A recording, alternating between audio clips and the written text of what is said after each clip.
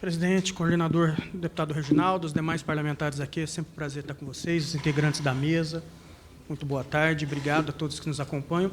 Hoje, nós viemos, em nome da CNA, colocar a nossa posição em relação à reforma tributária.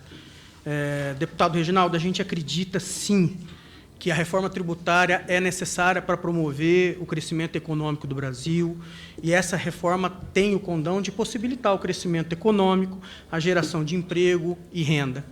Entretanto, nos preocupa algumas possibilidades que o possível texto da reforma não considere as especificidades do setor. E aqui eu vou falar do agro, mas não somente do agro, que a gente se preocupa.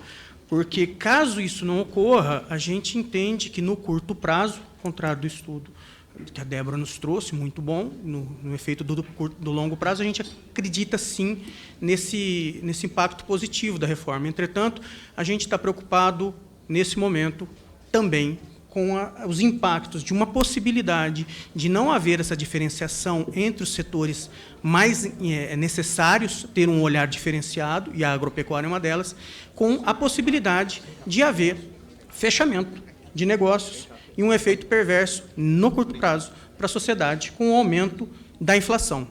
Então, dentro disso, dessa consideração de cuidado que a gente solicita ao Congresso Nacional, a gente vê como uma oportunidade ímpar, justamente por não termos, neste momento, um texto ainda para discutir. Hoje muito se discute que vai ser uma integração entre a PEC 45 e a PEC 110, mas, neste momento, fato é que não há um texto.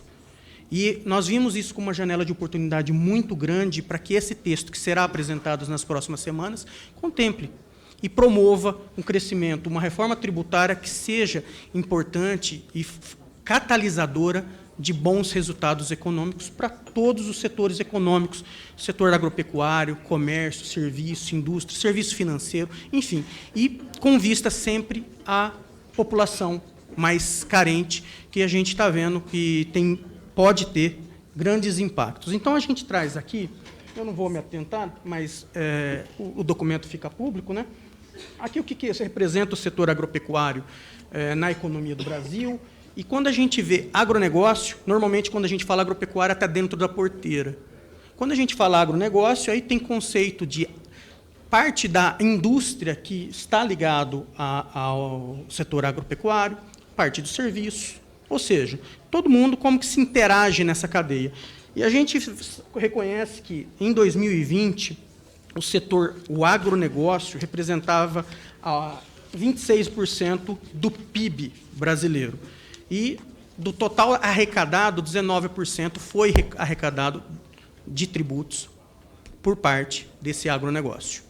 Esses dados foram feitos pela LCA Consultores, a partir dos dados públicos da Receita Federal e do CONFAS, dentre outros, mostrando, assim, que o setor também tem a sua importância, obviamente, todo mundo já conhece, mas a sua relevância no sentido de colocar algumas preocupações, e, para isso, a gente apresenta alguns impactos e premissas para a reforma tributária que acreditamos que, no texto que será apresentado nas próximas semanas por esse GT, contemple, assim como de outros setores também.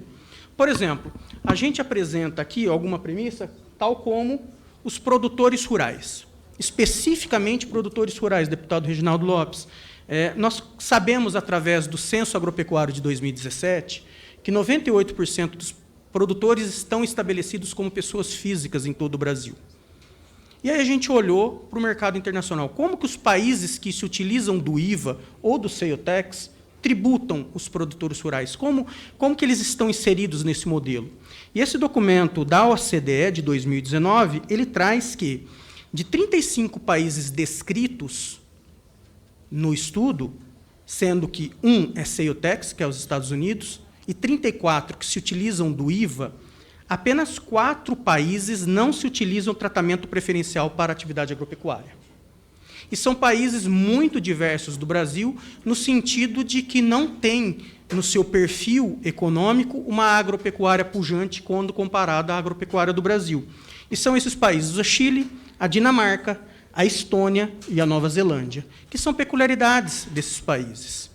E digo mais, nesse mesmo estudo, apresenta que, desses países, 28 países descritos no estudo, especificamente para insumos agropecuários, 13 deles possuem algum tratamento, inclusive para os insumos.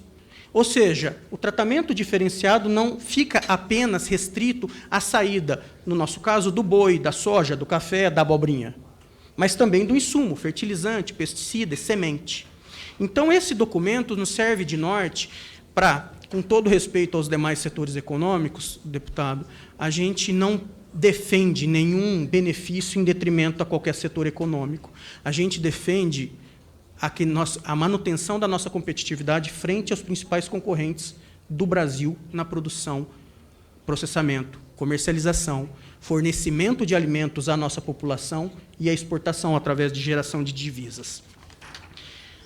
Ainda mais, nós nos adentramos para saber qual que é a modalidade que o produtor rural estabelecido no IVA, principalmente no europeu, como que ele fica dentro desse modelo do IVA.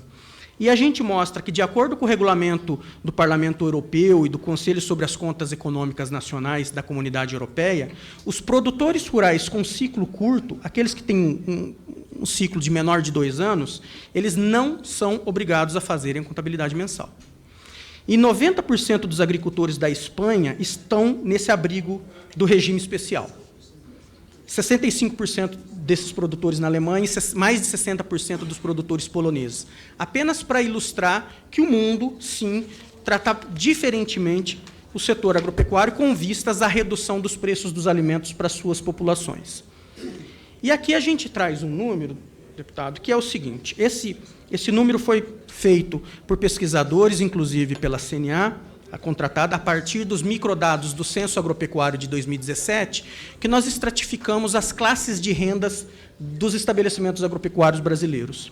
E nós vemos que a classes D e E, ou seja, os estabelecimentos agropecuários com a menor renda, elas têm uma renda bruta anual de até R$ 9.776 por ano.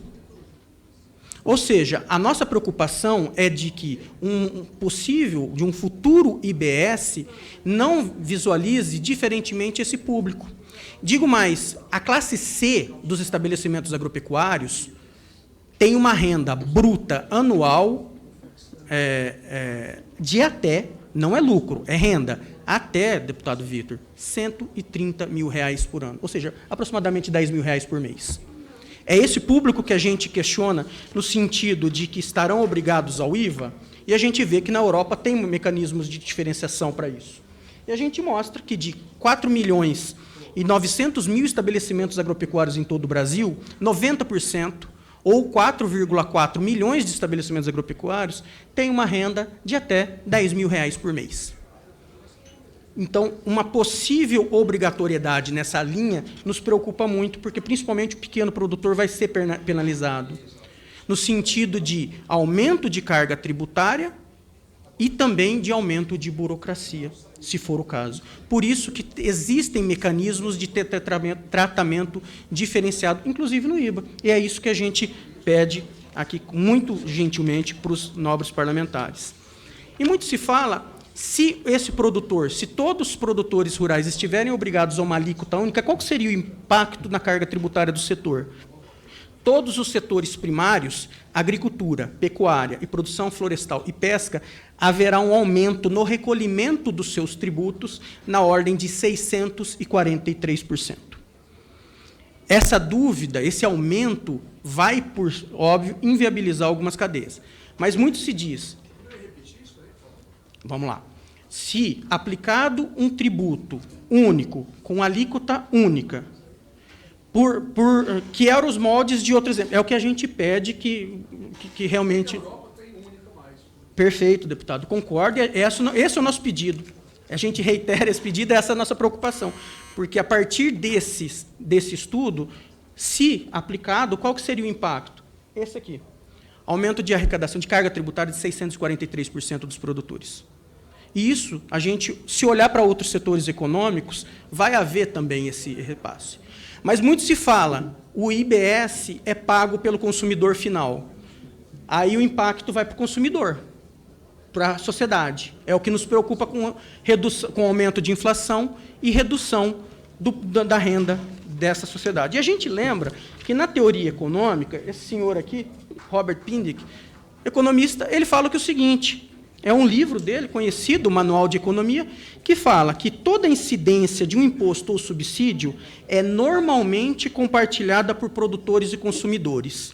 E a fração de cada um acabará pagando ou recebendo depende da elasticidade da oferta e da demanda. Isso no curto e médio prazo. É o que nos preocupa.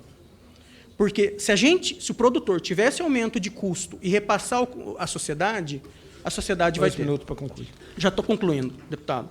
E, para finalizar, aqui só duas simulações. O impacto na cesta básica pode ficar mais caro se o repasse for feito na sua integralidade. A cesta básica fica mais cara, a inflação sobe. Se esse produto for inelástico, como o Pindick fala, e o custo ficar para o produtor rural, o custo de produção de arroz, o produtor rural de arroz vai ter um aumento de custo de 12%, o de leite, 21%, e a rentabilidade dele cai. É lógico que essas são simulações mostrando o impacto para a sociedade ou para os produtores, mas pode ser um mix entre esses dois. Então, por isso, mais uma vez, deputado Reginaldo Lopes, para concluir, eu agradeço a oportunidade e peço encarecidamente, em nome dos produtores rurais, que nós, como sociedade, e esse grupo de trabalho, que leve em considerações as peculiaridades, tal como os outros países que se usam o IVA fazem. Senhoras e senhores, muito obrigado. Deputado, muito obrigado. Obrigado, Renato Concha, coordenador do Núcleo de Economia da CNA. Próximo, João Caetano Mussi Filho, consultor jurídico da Organização das Cooperativas do Brasil, OCB, por 8 minutos.